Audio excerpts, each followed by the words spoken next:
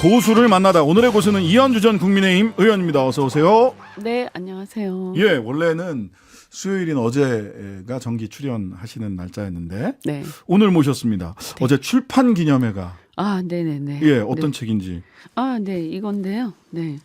이게 다시 쌓는 민주주의, 한국 정치의 봄은 오는가. 아, 고요. 이게 이제 뭐 다 짐작하시겠지만 맨 앞에 그 권위주의, 상명하복의 권위주의, 검찰 정권 네. 이런 문제 의식하고 그거를 어떤 관점에서 제가 보냐면 여기도 제가 썼지만 시대 전환기에 정치, 경제, 외교의 새로운 질서에 대한 모색이라고 했는데 네.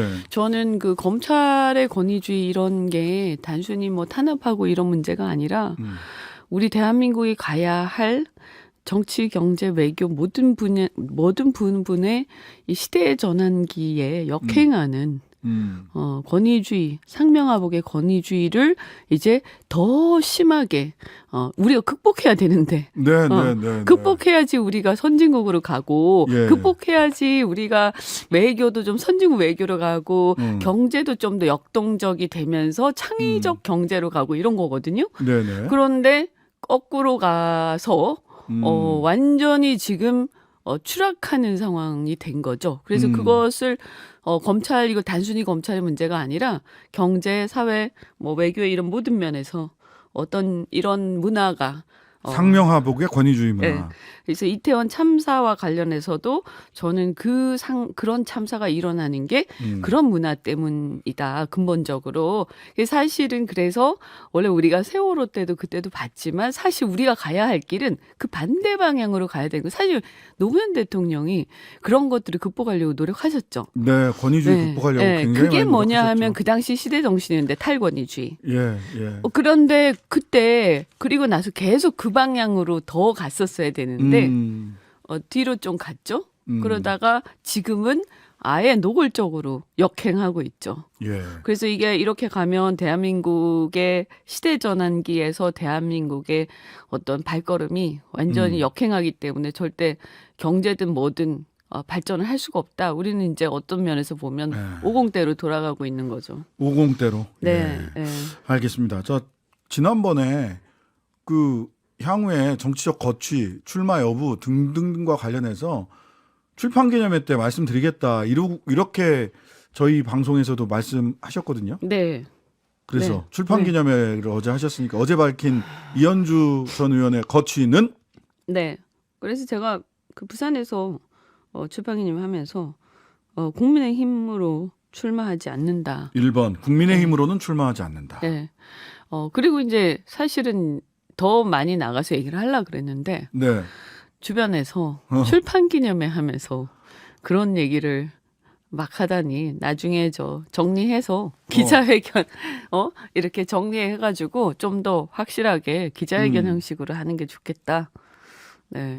네. 그리고 이제 사실 이제 국민의힘에 대한 잔류 여부를 이제 정리를 해야 되는 거잖아요. 네네. 네, 네.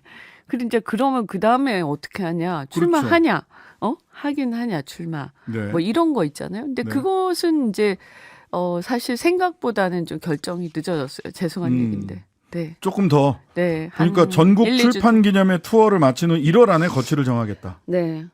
자, 그러면은 이제 당장 그 질문을 하게 되거든요. 무소속이냐 아니면 기존 지금 제3지대 창당을 이야기하는 소위 이준석 정강정책위원장 이 얘기하는 가칭 개혁신당 네. 이쪽으로 같이 조직적인 움직임을 같이 할 거냐. 네. 그 무소속은 제가 가장 하고 싶은 거죠. 하고 싶은 그러세요? 거. 네. 어. 그러니까 뭐 이것저것 다 머리 아프고 그냥 내가 주장하는 거 이 책에 나와 있는 거 여기도 제가 제3의 길 얘기하는데 네. 제가 생각한 제3의 길은 가장 정의로운 길이다 이렇게 얘기를 하거든요. 근데 이제 그게 이렇게 딱 의기투합이 잘 안 되잖아요. 네. 그리고 지금 제3지대가 보면 실체가 완성되지 않았잖아요. 예. 이 정체성이 어디로 갈 건지. 너무 넓어서 어디서부터 어디까지인가가 좀 궁금하긴 합니다. 그러니까요. 그런 예. 상태에서는 결정을 할 수가 없죠.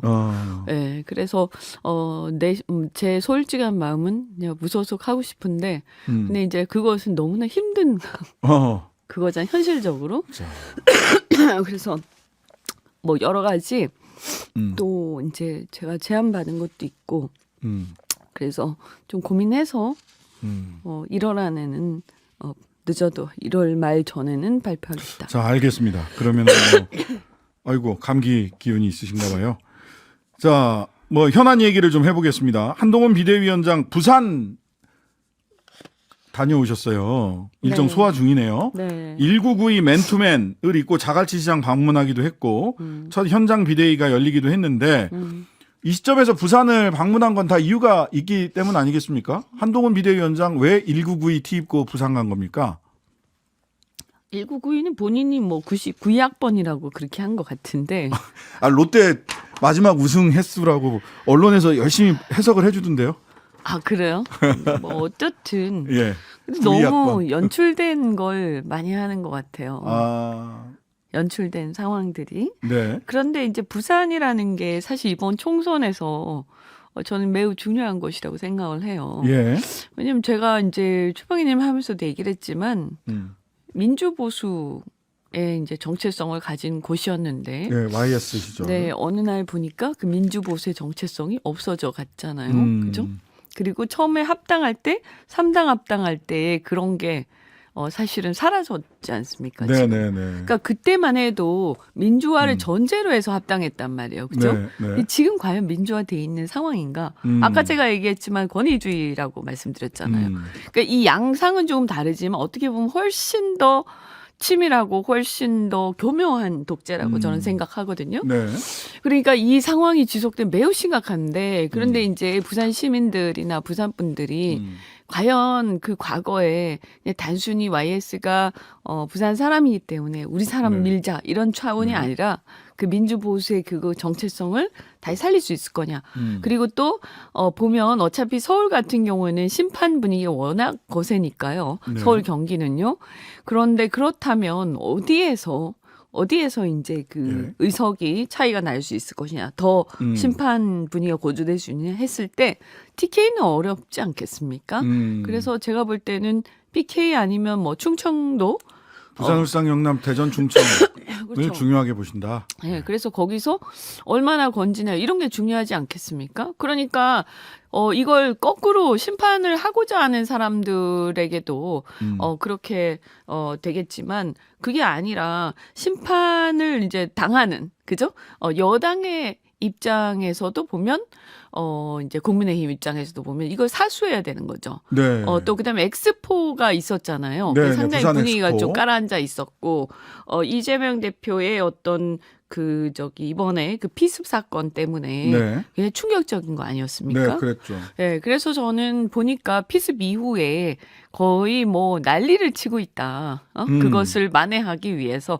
왜냐하면 피습이랑 엄청난 사건이라서 네. 사실 자칫 잘못하면 완전히 추락할 수 있는 상황이지 않습니까? 네, 네. 근데 그것을 발빠르게 완전히 다른 프레임으로 덮어버렸고, 네. 네, 그 의료 관련된 그죠? 긴급 지방 의료 특혜. 네, 그런 걸로 덮어버렸고, 사실은 굉장히 어떻게 보면 그게 어째서 그 피습하고 이 같은 무게를 가질 수가 있냐? 예, 헬기 탄 게 피습과 어떻게 같은 무게냐. 네, 그리고 또 그것을 따진다는 것도 어떻게 보면 되게 웃기는 얘기라고 저는 이 상황에서 왜냐하면 네. 사람이 죽을 죽을 수도 뻔했던, 있는 상황인데, 근데 그랬는데 어쨌든 그렇게 만회를 하기 위해서 막 이렇게 몸부림을 치고 그다음에 또 한동훈 위원장 또 가고 뭐 이렇게 해가지고 지금 보면 난리 치고 있다. 근데 사실 제가 봤을 때는 아직 진짜 민심은 사실 지금은 좀 시기상조인 것 같다. 아직 판단하기엔 시기상조다. 네. 한동훈 비대위원장 부산 가서 특유의 화법인 것 같아요. 우리 그 이현주 전 의원님 코감기가 좀 심하게 걸리셔가지고 네, 청취자 여러분 그러니까, 양해해 주세요. 네, 그러니까 코감기 나아야 되는데 자꾸 이제 무리하니까. 예, 일정이 잘안 많아서 나네요. 네, 쉽지 않아요. 네, 죄송합니다. 그 한동훈 비대위원장이 참 묘한 말을 했어요. 긴급 의료 특혜에 국민이 분도하는 것 같다. 하지만 우리는 이것으로 비난하지 않고 정책에 집중하겠다. 비난을 한 겁니까 안 한 겁니까? 비난한 거죠, 그것은. 간접화법으로 비난한 거지. 네.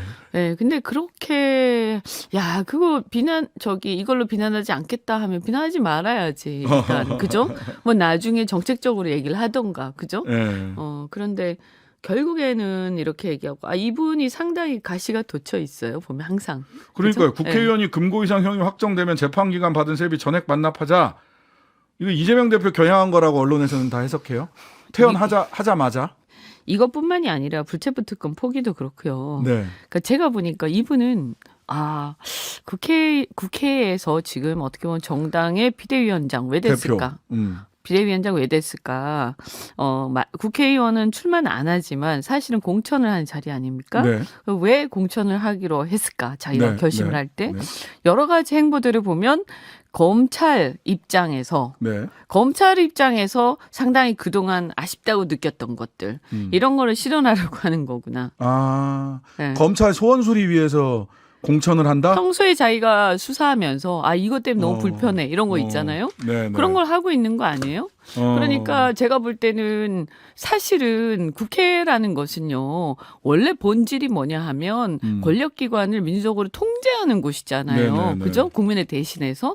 그런데 권력기관 편에서 국민 위에 군림하고 국민을 억압하는 그 권력기관의 어떤 본질적인 그 힘, 공권력을 더 강화시키기 위해서 이 자리에 오신 것 같다.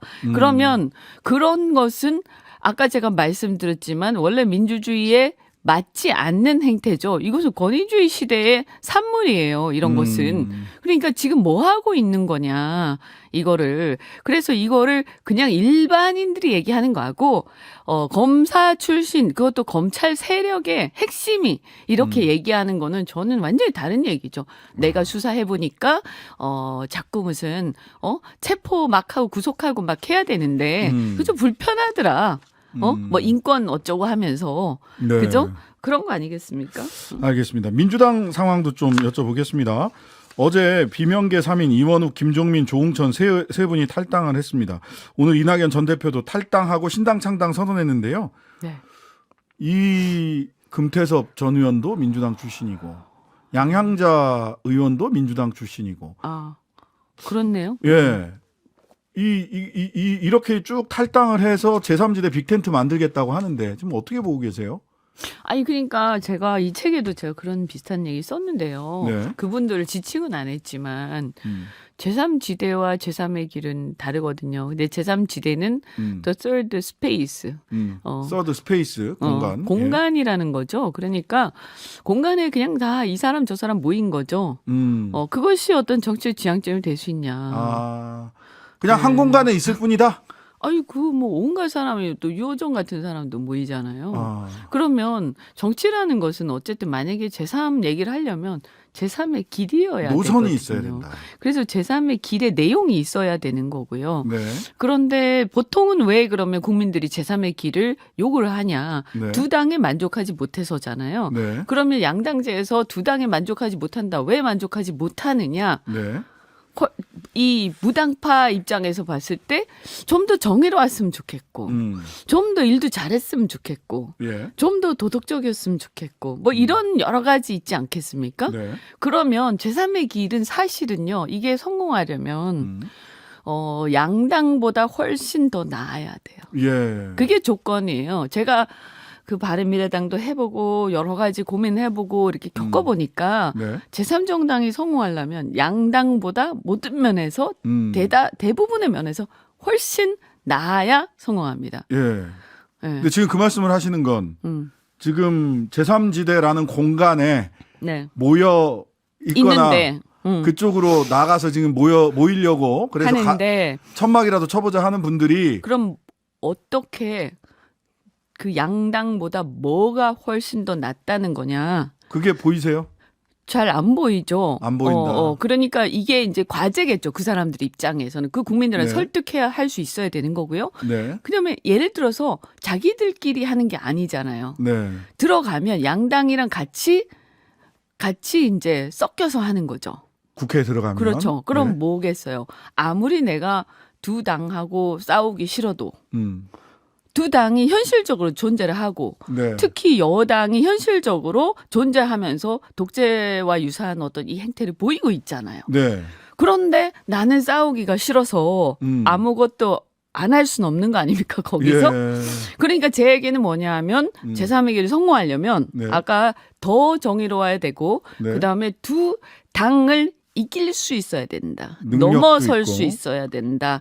여러 가지 아젠다와 정의라는 측면에서 그래서 검찰 문제, 권위주의 문제, 여러 가지 지금 민주주의를 파괴한 여러 가지 문제에 대해서도 제3의 길이 훨씬 더 이 강력하고 설득력 있는 그걸 제시할 수 있어야 되는 거죠. 그러니까 그 아까 장성철 소장 그런 얘기 하시는데 내년 총선 민심은 누가 뭐래도 현 정부에 대한 평가일 수밖에 없다. 그 시기나 네. 현재의 민심이. 그런데 그렇죠. 제3지대에 계신 분들이 오히려 민심을 거스르는 쪽이 될 수도 있다. 더 그게 스르는 이제 쪽. 걱정하는 거죠. 그러니까 이제 저도 사실 섣불리 이렇게 딱 이렇게 손을 탁 들어줄 수가 없는 부분이 이제 네. 멈칫하는 게 네. 그런 부분에 대한 확신. 아.